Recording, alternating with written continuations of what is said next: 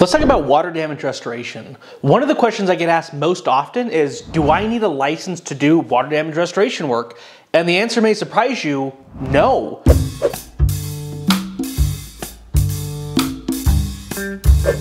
There's not any state that I'm aware of in the United States, and check your local laws because they change all the time, that require a WRT certification from the IICRC to do water damage work there. However, there's a couple caveats we need to talk about to make sure we're in line with state and local laws. If you don't need an IICRC certification to do water damage restoration work, then why even get one in the first place?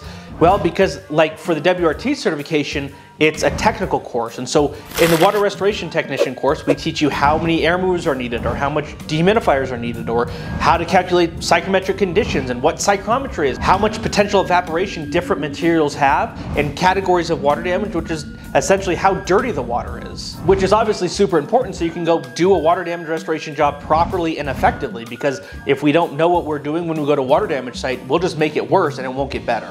Now there's tons of different IICRC certifications, from water damage restoration to fire and smoke to mold remediation, which is called AMRT, and everything in between. So the IICRC certifications are technical information, and yes, the IICRC certifications are recognized worldwide because the same concepts that are taught in Nevada are going to be the same concepts used in New York City, for example. Now, a commercial versus residential or multifamily versus single family might have a little bit different drying techniques, but the science and the drying process are going to be the same. So you don't need an IICRC certification to even do the work. Like I said, there's no states that require you to have the WRT certification to do the work. However, the state of Virginia just passed a law that said if you want to do mold remediation, you have to have an IICRC AMRT certification. So the IICRC is definitely pushing those certifications more into state legislatures to say, hey, if someone's doing work here that's technical, like water damage or mold cleanup, they should have the proper certifications from the IICRC, which is the certifying body that's recognized worldwide. Now this is where the caveat comes in. So let's talk about Nevada, because that's where I'm located. In Nevada, I don't need a IICRC WRT certification to go and suck up water and put in air movers and put in dehumidifiers and do my dry logs. But the second I remove carpet or take out carpet pad, I remove cabinets from the wall or do flood cuts on the drywall to remove the drywall and wet insulation, that falls under a state contractor's license.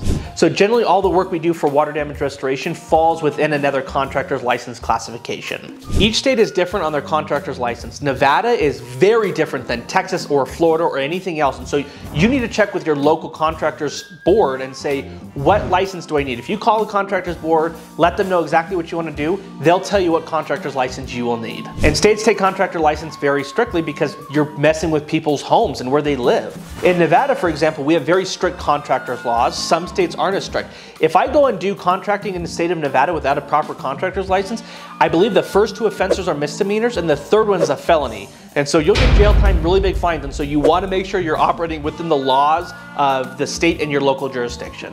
As a side note, there's a couple states that have additional mold remediation training or licenses within the state. So it's not an IICRC certification, but for example, Texas or Florida, they have specific mold remediation licenses issued by the state. So you want to check on that as well.